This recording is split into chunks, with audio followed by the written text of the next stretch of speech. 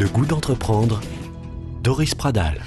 Petits mais costauds, les capteurs sont partout, dans nos industries et dans notre quotidien. Jean-Jacques Bois de la société Nanolike est un petit génie en la matière. Il est notre invité. Marie-Christine Monnoyer, notre référente éthique sur Radio Présence. Bonjour Marie-Christine. Bonjour. 3 questions, si vous le permettez, à Jean-Jacques Bois. Marie-Christine, c'est à vous. Alors, vous avez donc créé une entreprise qui s'appelle Nanolike et bien entendu, on ne peut pas s'empêcher de penser que le like tout à fait classique, ça vient du verbe aimer.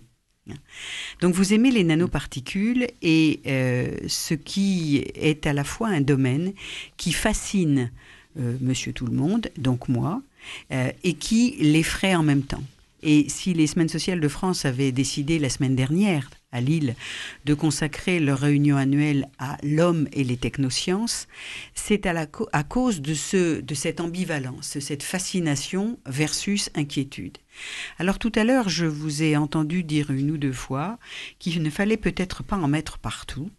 Et au fond, puisque j'étais à Lille la semaine dernière, ce que j'ai retenu entre autres, c'est ça, c'est les nanoparticules, ces technosciences sont un moyen de changer la façon dont on travaille, vit, cherche, regarde. Mais est-ce que cela nous conduit obligatoirement à l'homme augmenté ?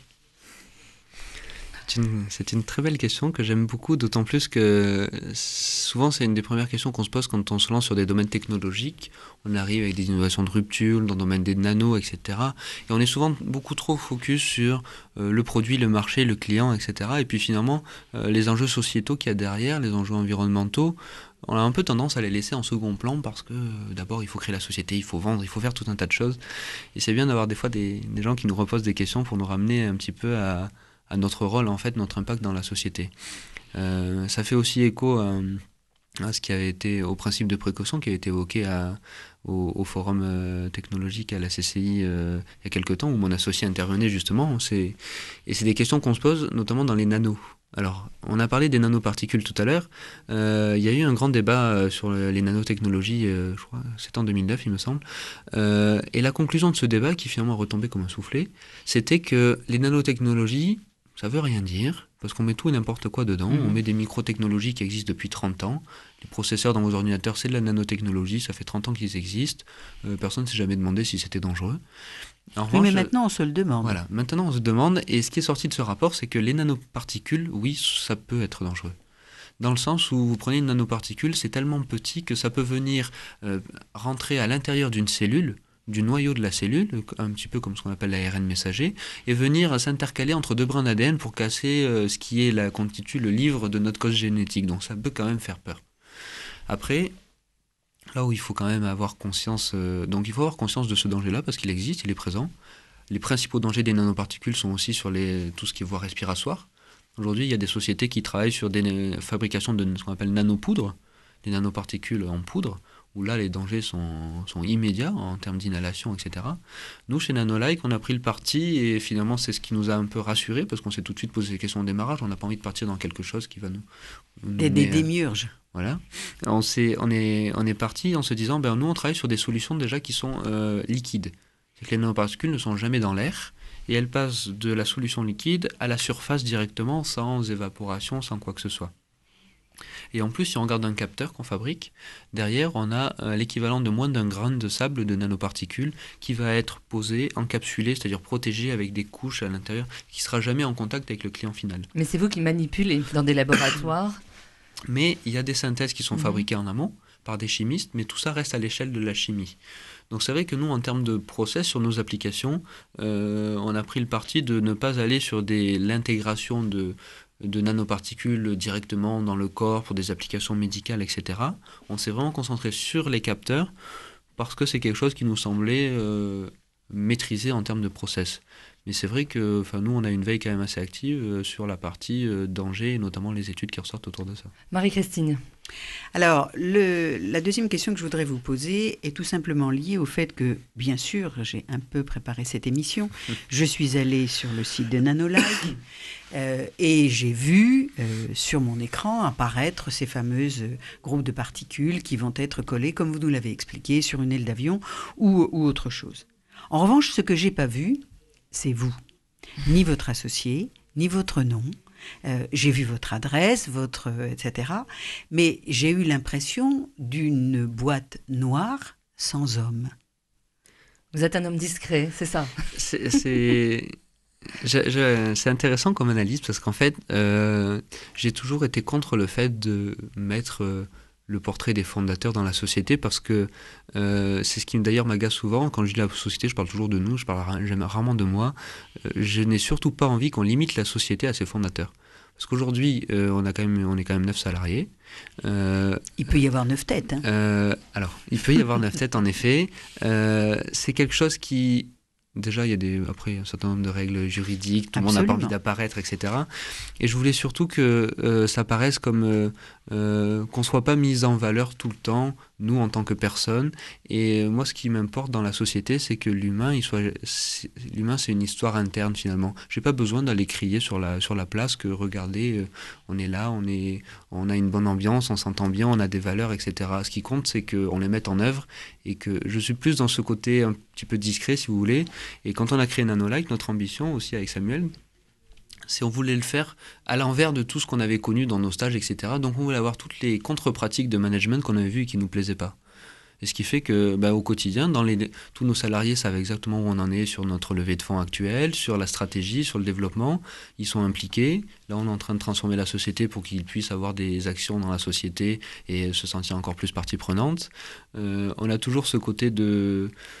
Ce lien, c'est vrai qu'on ne communique pas dessus parce que pour nous, il y a trop de sociétés qui communiquent sur leurs valeurs, sur des valeurs humaines, etc. et beaucoup de grands groupes.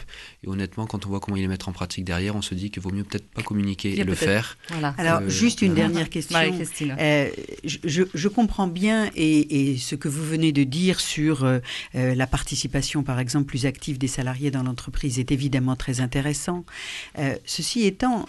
Eu égard à ce que vous avez dit au début sur les enjeux scientifiques et humains de votre discipline, peut-être qu'il est aussi intéressant de faire partager vos réflexions sur ce que vous nous avez dit tout à l'heure, sur le monde des nanotechnologies, sur les risques, les enjeux, sur les questions que cela pose à l'ensemble de l'humanité, parce que M. Dupont, dont je suis, a du mal à imaginer ce que cela représente et quels sont ses véritables enjeux.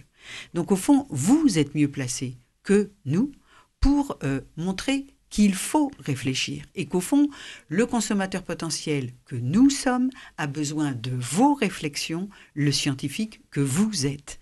Et ça peut aussi passer par le site web. Et ça, c'est aussi de l'humain. De l'humain conceptualisé, mais qui va plus loin que de présenter son produit. Je vous remercie parce que c'est vrai que c'est une idée que je n'avais pas eue. Aujourd'hui, on s'était cantonné à faire des interventions sur des sujets chaque fois qu'on est sollicité, mais je pense que là, on a un axe d'amélioration sur l'année prochaine pour l'évolution du site. Mais oui, vous avez raison. Pourquoi pas, puisqu'on est, Jean-Jacques, dans l'aventure humaine. C'est important pour vous, le face-à-face, peut-être plus que le côté virtuel, on va dire, puisque vous êtes très proche des jeunes, des étudiants, et vous les aidez à créer leur entreprise. Vous êtes précieux, vous leur donnez des conseils. Précieux, je sais pas, mais en tout cas, moi, ce qui m'a beaucoup aidé au démarrage de Nanolike, c'est le fait d'avoir des gens qui sont déjà passés par là et qui m'ont donné tout un tas de petits conseils qui paraissent anodins, mais qui, mis bout à bout, nous ont permis d'éviter de tomber dans les plus gros pièges.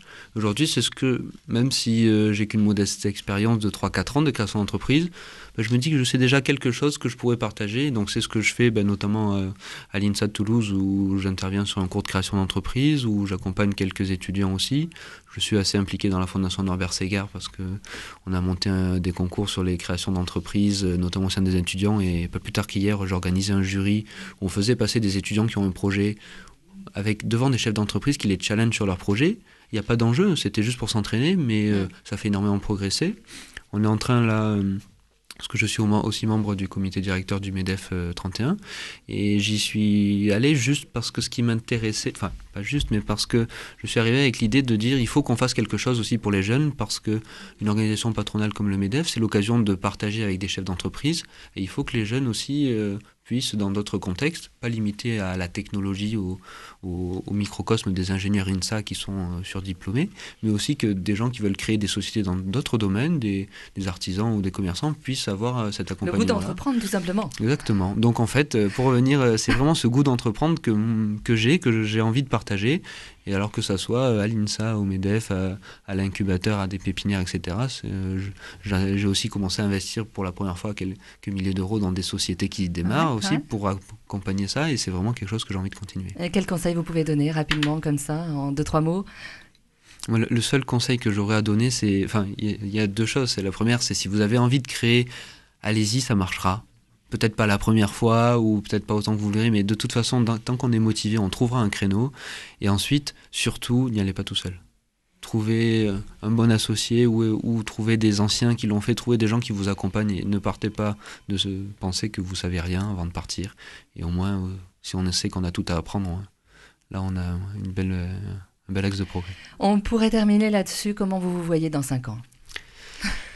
C'est une très bonne question, d'autant plus qu'aujourd'hui, on est dans une phase structurante pour Nanolike, parce qu'on devrait signer dans les prochaines semaines une levée de fonds de 700 000 euros pour continuer à embaucher, à acheter des machines, à développer. Dans 5 ans, c'est exactement la phase où on sera en train de passer de quelques millions d'euros de chiffre d'affaires à quelques dizaines de millions d'euros, parce qu'on sera sur des marchés de masse, à fabriquer plusieurs millions de capteurs, à être, si possible, au moins une trentaine de salariés. Donc pour moi, c'est...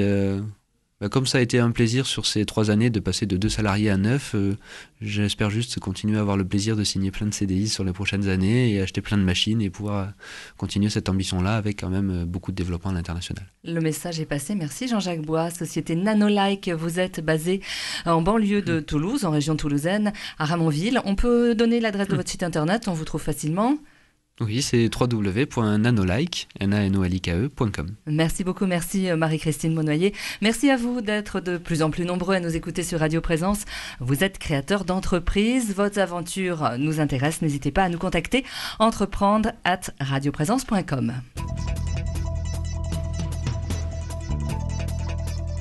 Retrouvez cette émission sur décideurenrégion.fr/midi-pyrénées. Le goût d'entreprendre, une émission en partenariat avec la Caisse d'épargne, la Banque des entreprises et des professionnels de Midi-Pyrénées.